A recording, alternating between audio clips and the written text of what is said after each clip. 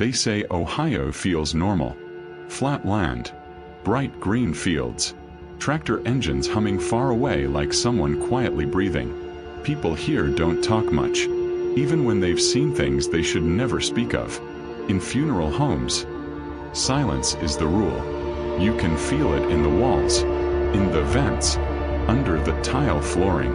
The silence here isn't peaceful. It feels like something waiting. The first time I heard the story, it was just a line whispered by a former embalmer named David Carter. He wasn't drunk. He wasn't trying to scare anyone. He just leaned forward and said in a calm voice, "The dead don't stay still. Not in Ohio." He said it like a fact, like gravity, like weather reports. Normal people assume funeral home horror is exaggeration, dark humor, coping. But when you interview multiple funeral workers from small Midwest towns, and they use the same sentence without knowing each other, you start paying attention. Same phrasing, same tone, same dead certainty. They don't stay still. And every story, every witness, every worker who lasted longer than 6 months, they all eventually talk about the moment the silence changed, when the room no longer felt like the dead were present. It felt like the dead were watching, and the horror wasn't the corpses. The horror was whatever woke up inside them. People assume funeral workers get desensitized. They think after a few weeks around cold bodies, stainless steel tables, chemical smells, you stop feeling anything. But in small towns like Marion, Ohio, isolation doesn't numb you. It sharpens you. These funeral homes aren't giant corporate chains. Most are family-owned, passed down through generations. The same old wallpaper, the same basement drains, the same prep tables used on thousands of bodies over decades. You can feel the history inside. Not history like museums. History like residue. Something invisible burned into the place. Funeral workers learn fast that silence is not absence. Silence is pressure. At night, when the visitation lights are off and only the emergency exit signs glow faint red along the halls, the air feels heavier, like something is holding its breath with you. 3 workers from 3 different funeral homes in Ohio shared their experiences. None of them knew each other. All were from separate towns. All stopped working funerals before they turned 30. Different places, different ownership, different style, different staff. And yet, all 3 quit for the exact same reason. The moment their minds broke wasn't from seeing the dead. It was from realizing the dead were not acting like dead. None of these people were supernatural believers before. No occult obsession. No horror fan obsession. No ghost hunting. They were normal Midwest Americans with simple routines.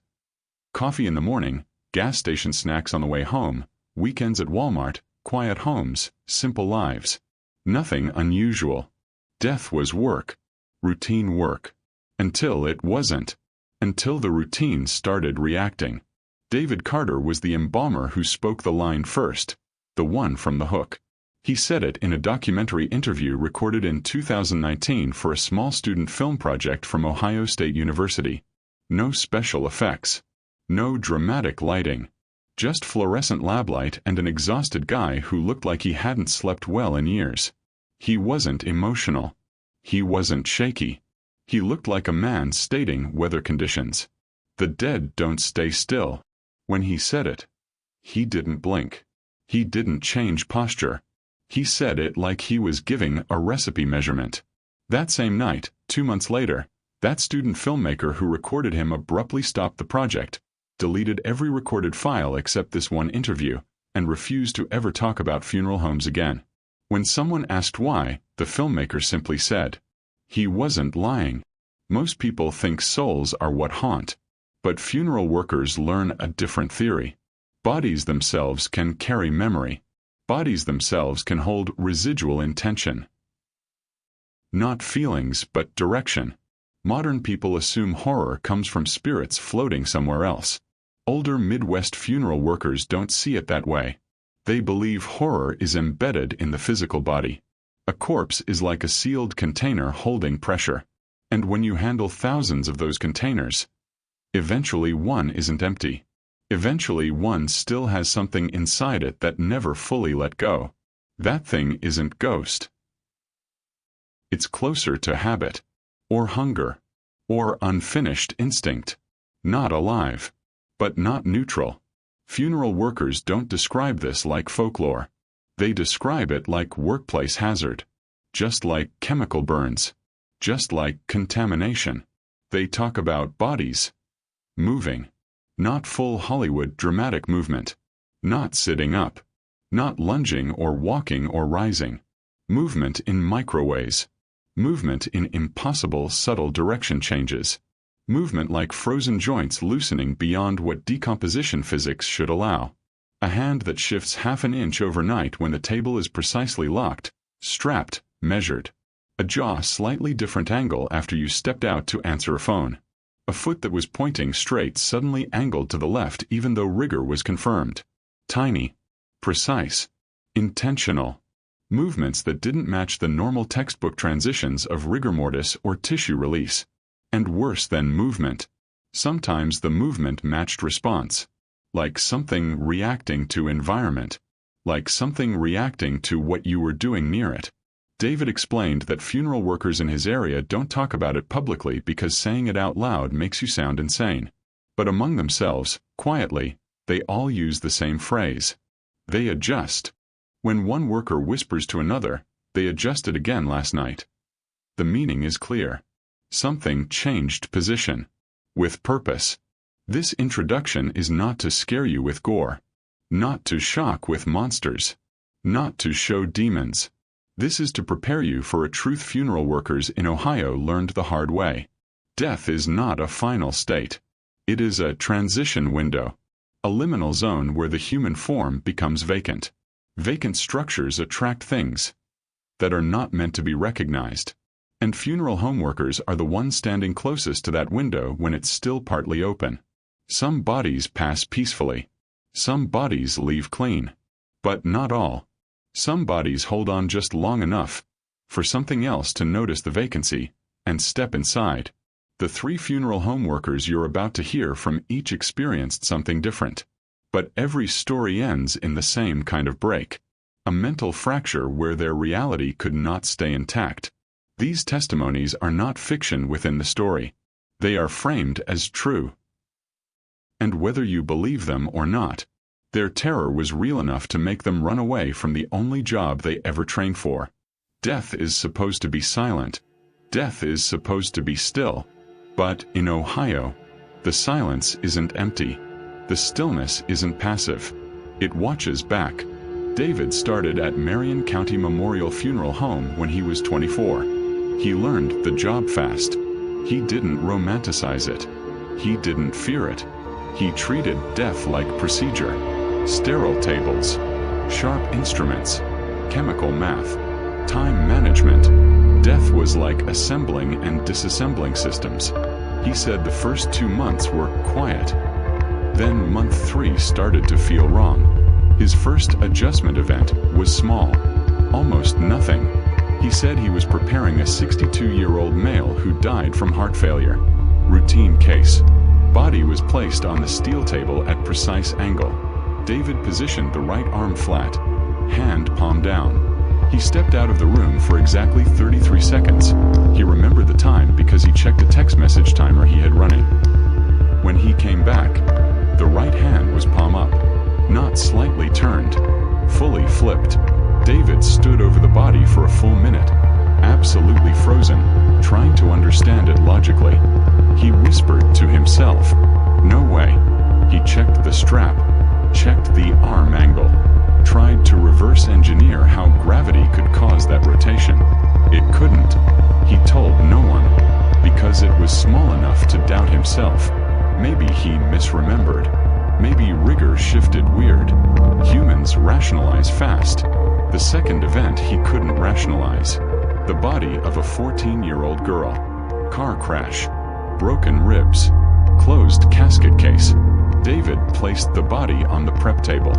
He needed extra time that day, so he turned on a podcast on his phone. He set his tools on rolling tray. He turned to mix arterial fluid. When he turned back, the girl's head was angled towards him. Not dramatically, just a subtle angle, like someone adjusting their attention. Her eyes were closed, but she was facing him now. David dropped the arterial tube. He stood perfectly still. He whispered into the room, "Please don't." His voice cracked. He wasn't speaking to anything specific. He was speaking to whatever might be inside the silence. The silence did not reply. But something changed. He said the air felt thicker, like static pressure building. He said it felt like something invisible had entered the room and was watching his reaction like experiment. He finished that prep fast. He left early that day. He didn't sleep that night. When he finally told another funeral worker, a guy named Marcus who worked in Lima, Marcus didn't laugh. Marcus didn't question. He didn't even look surprised. Marcus just looked down and said one sentence. "They notice when you notice." David felt his spine go cold. That was the moment his worldview started changing. Over the next month things escalated.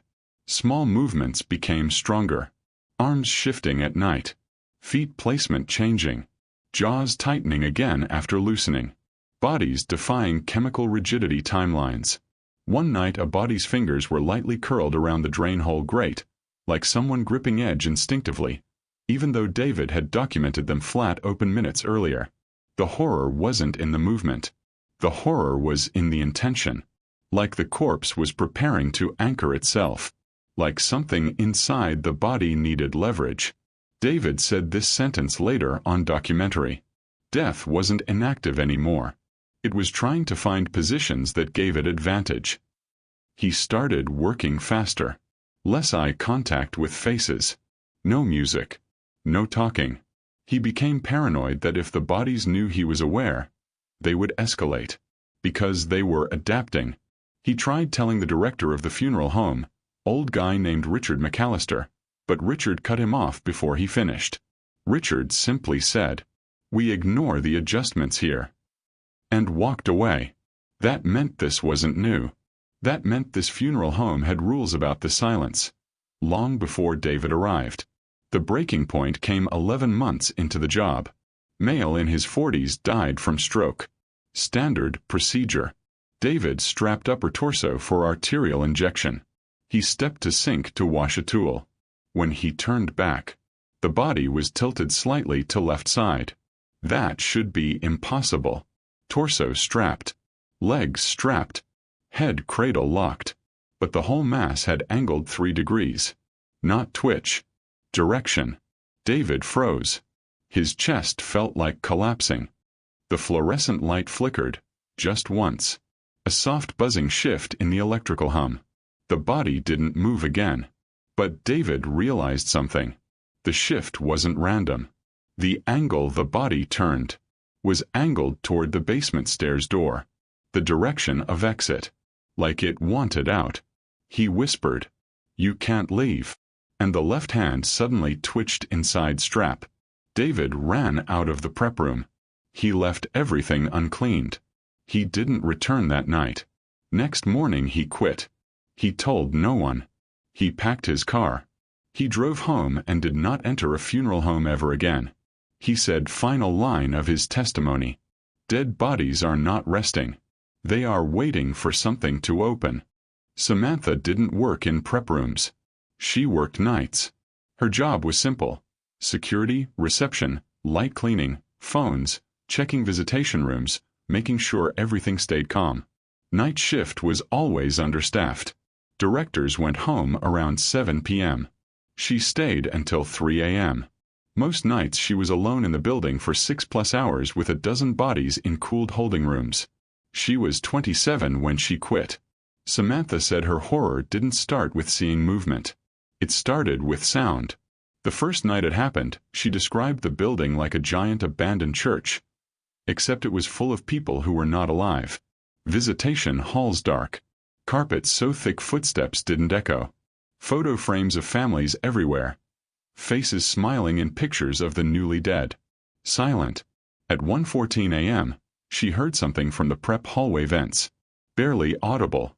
A soft Slow, rhythmic tapping. Not like pipes. Not like dripping. Like fingernails. Very gentle. Patient. Coordinated. Tap, tap, tap, tap. She froze. She muted the lobby radio. She stood there listening so still her own heartbeat felt loud. The tapping stopped. She stared at the vent 19 seconds. Then the tapping started again. Slower this time. Like something inside the vent was waiting for her reaction. She whispered, "Please no."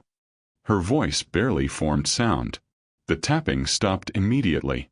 That single moment changed how she heard silence forever. 1 week later, the tapping returned. But not from vent. From inside one of the visitation rooms. Room B. She walked to it slowly, each step hesitant. Palms sweating. Inside the room. One closed casket. No family present. Visitation ended hours ago. Room dark except small lamp on side table. She took one step inside room. Silence. She waited. 30 seconds. Another soft tap from inside the casket lid. Not loud. Barely a small click. Tap. She stepped back shaking. Her throat dried instantly. She whispered again without thinking. "You shouldn't be able to do that." Her voice trembled. And something inside the casket tapped back twice. Tap, tap. Like response. She ran out of the room and locked the door. She called the night director emergency number. When he answered groggy, she shakily explained what happened. He was silent long time. Then he just said, "Don't stand close. Keep distance." They sense presence. No shock. No disbelief. No questioning. He said it like a rule. Like this was established knowledge. That terrified her more than the tapping. After that night, she heard more things. Soft shifts. Fabric brush sounds. Something lightly adjusting weight on wood interior. None of it loud. All of it intentional. She started walking faster in halls. Avoiding eye contact with caskets. Whispering small prayers she didn't even remember teaching herself. Not religious prayers. Survival prayers. She said the worst part wasn't the movement or sound. The worst part was pattern. Bodies didn't react randomly. They reacted to attention. When you looked at them longer, things inside the silence sharpened. Like attention itself fed something. She began turning all caskets away from door direction during her shift. She closed curtains over every open display photo. She said she felt like the dead were getting curious about her. Like they were listening. Like they were waiting for her to get used to the noise so they could do more than noise. Her breaking night wasn't tapping. It was whispering. 2:37 a.m. Empty building. Snow outside. Ohio winter. She was in the front desk switching out coffee machine filters. And inside the visitation hall corridor, she heard a voice. Not loud. Not directional. A whisper that sounded like someone's mouth was close to her right ear even though she was alone. It spoke one line. "Turn around." Her entire body froze. Her vision blurred like panic was a physical fog rising up her spine. She said she couldn't breathe for 5 seconds. She did not turn around. She backed away slowly, keeping her face forward. And as she backed toward main entrance, she heard that whisper again, same voice, same exact tone, but this time from her left side. "Turn around." She burst out the front door into freezing snow wearing only her t-shirt and vest. She ran across the parking lot to gas station next door barefoot. She sat there shaking, hyperventilating, barefoot on freezing tile inside the station. The clerk called police thinking she was attacked. Samantha never stepped back inside that funeral home again. She quit next morning by email. No explanation. No complaint. No follow-up. Her final sentence recorded months later. "They don't want to be seen. But they want you to look." Michael wasn't a prep room worker. He didn't deal with makeup or embalming. He didn't handle visitations. He didn't see grieving families every day. He worked in the crematory. People think cremation is cleaner, easier, less horror. People think flames end the story. But Michael learned very quickly. Fire does not erase what hasn't left yet. Michael's job was raw mechanics and temperature math. Steel retorts. Heavy doors. Gurney alignments. Bone collection. Grinding chamber operation. He was clinical. He was logical. He believed in physics only. His horror had nothing to do with the supernatural. Until the night physics failed. The first sign: bodies whispering inside the retort before heat ignition. Not audible words. Not voices. Not communication. Just movement inside the chamber that sounded like shifting weight. Very subtle. Like a suitcase being adjusted on airplane floor mid-flight. Soft. Brief. Deliberate. At first he ignored it. Could be air pockets. Could be release pressure. Could be internal collapse of soft tissue. He rationalized. He always rationalized. Until he saw movement with his eyes. He remembered the night precisely because it was routine. Thursday. Light snow. One retort running. One body waiting. He rolled the second gurney toward the open retort chamber. He strapped the legs. Checked tag. Verified identity. As he leaned to guide the gurney rails, he saw the right foot pull inward slightly. Not twitch. Not spasm. Pull inward. Like someone curling their toes away from the edge. Michael froze so violently the retort handle dropped from his hand and slammed metal. His brain went into denial autopilot. He stepped back. He stared at the foot. For 5 seconds nothing moved. Then slowly, like timed hesitation, the foot rotated back to normal position. Michael's eyes watered. He whispered out loud without control. Don't do that." He heard something from inside his chest. A sound he'd never heard before. A primal fear sound. Not throat. Somewhere deeper. He reported it to his supervisor the next day. Supervisor didn't laugh. Supervisor didn't argue. Supervisor just said, "Don't acknowledge it again." Same rule as other workers from other towns. Same Midwest-coded guideline they don't teach publicly. Michael's stomach dropped because that phrase meant this was not isolated. This was known. This was normal to them. Over next weeks, Michael started noticing something else. When bodies entered the cremation chamber, sometimes the flame ignition pilot line took longer to start. Not mechanical delay. Like resistance. Like something inside the chamber refusing ignition for seconds. Like heat was not being allowed to take over immediately. One night, one particular body delayed ignition for 14 full seconds. He said the chamber felt crowded when it happened. Like invisible occupancy weight pressed against his lungs. He said he almost blacked out from the pressure. Not heat, pressure. When the flame finally ignited, the pressure vanished instantly. Like something fled. The breaking night wasn't movement. It wasn't ignition. It was the bone collector process. After cremation, remains are cooled, then processed into fine ash. That night, he opened the bone chamber to start collection. He reached in with metal rake tool. And as he gently pulled forward the bone fragments, something inside the ashes shifted itself away from the rake head. Like a cluster of fragments retreated. Michael gasped and dropped to his knees. He backed up so fast he fell against weld cabinet. He could not breathe. He stared into the cooled bones. They were still. But he knew what he saw. Human bone fragments do not recoil. There is no muscle. No tissue. No capacity for withdrawal motion. He said it wasn't movement from breaking structure. He said it was decision. He whispered into the cooling room. "You're not supposed to move. You're not supposed to still be anything." And he swore he heard a faint shifting sound again after the words, "still be." Like something responded to the sentence itself.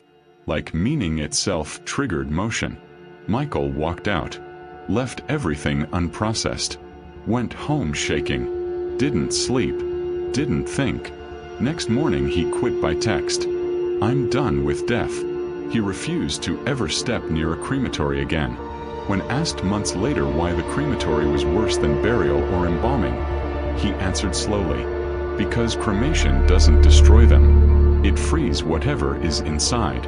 Months passed after all three quit. David isolated. Samantha medicated for panic. Michael moved 2 counties away. Different towns. Different lives. They avoided anything connected to death. But horror that attaches inside the liminal body window does not end when the job ends. It waits. Not in the funeral homes. Inside the witnesses. The convergence began with the same trigger. The smell. Not rot. Not decay. Not morgue chemical. A faint metallic sweet scent. Light. Barely noticeable. Like embalming fluid vapor diluted into cold morning air. Each of them smelled it on different days. Different times. Different distances. David smelled it in Walmart frozen aisle. Samantha smelled it inside her bedroom at 3:22 a.m. Michael smelled it sitting in his car at red light. The same smell that only funeral workers know in their teeth. Chemical plus faint blood memory. And every time they smelled it, the air around them felt like the funeral home silent pressure was following, as if the window inside death connected to them. Permanently.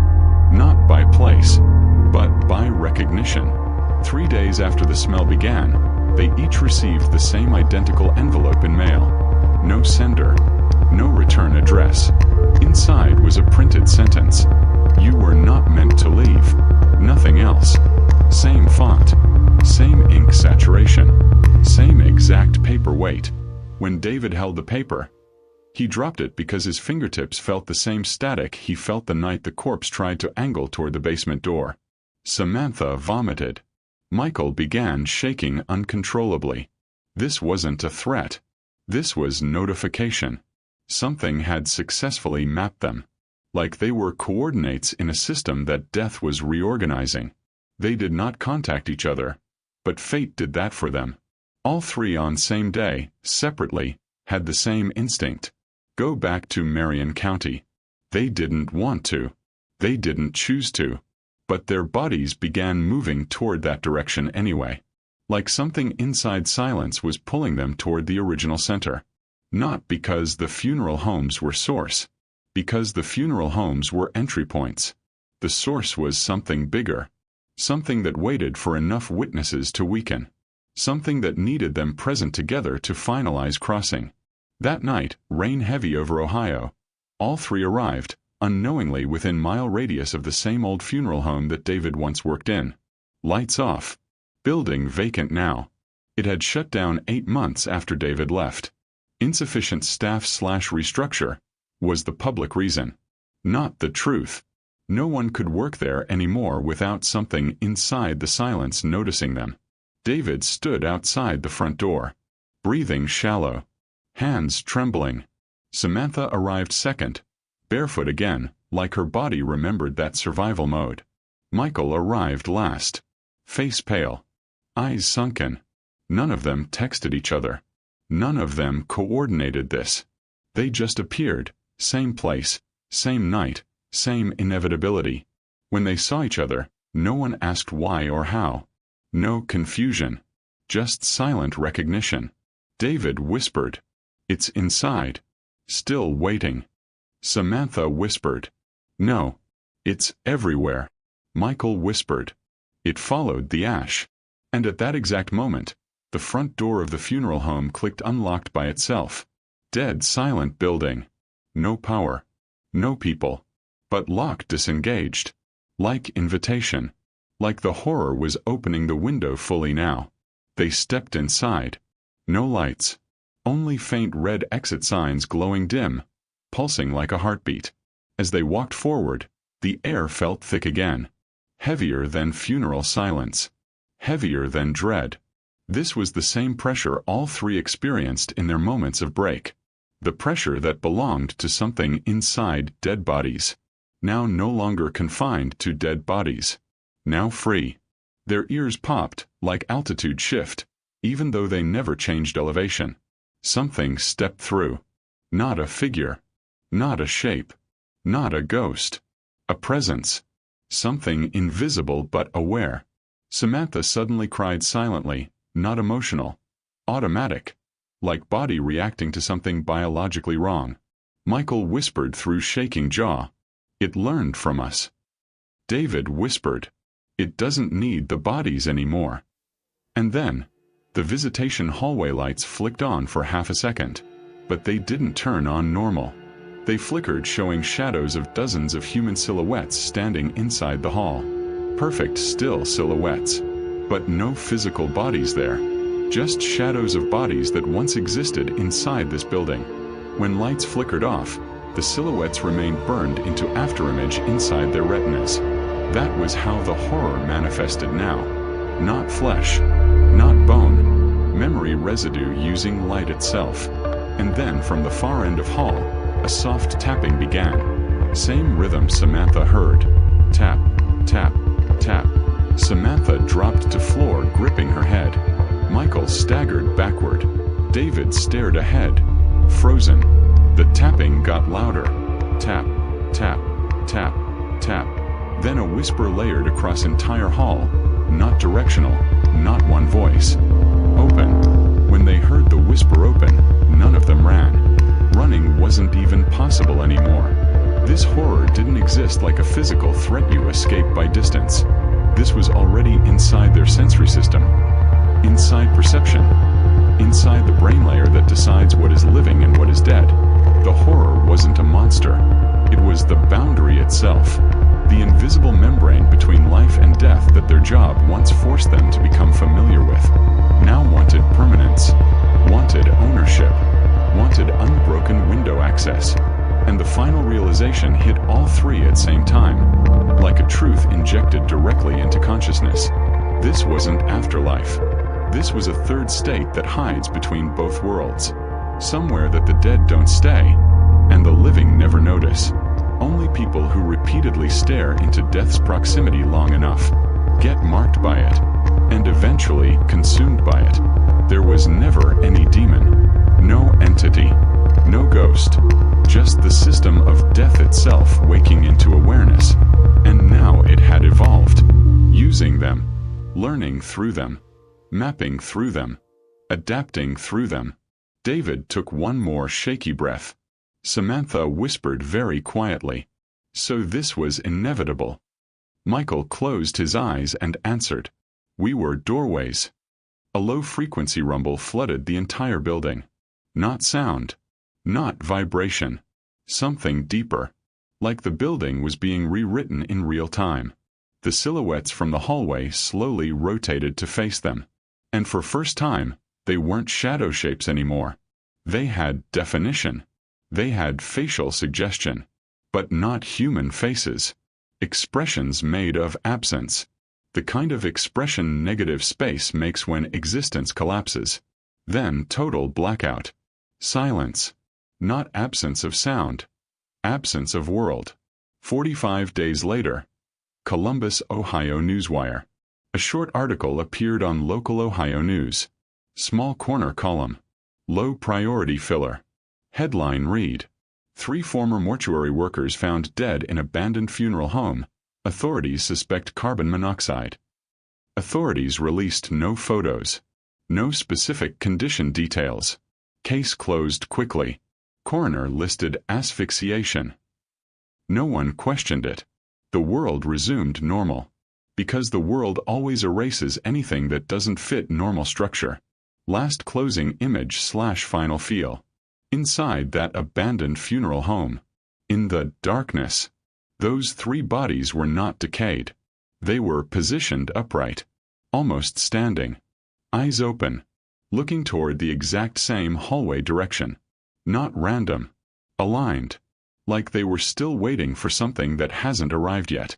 Because the window didn't close. Not for them. Not for death. Not for all future people who will stare too long into the silence between a body and the world. It only needed the first 3. To unlock the boundary. And now that boundary is open permanently. And it will spread quietly through every person who brushes near death and notices something stare back.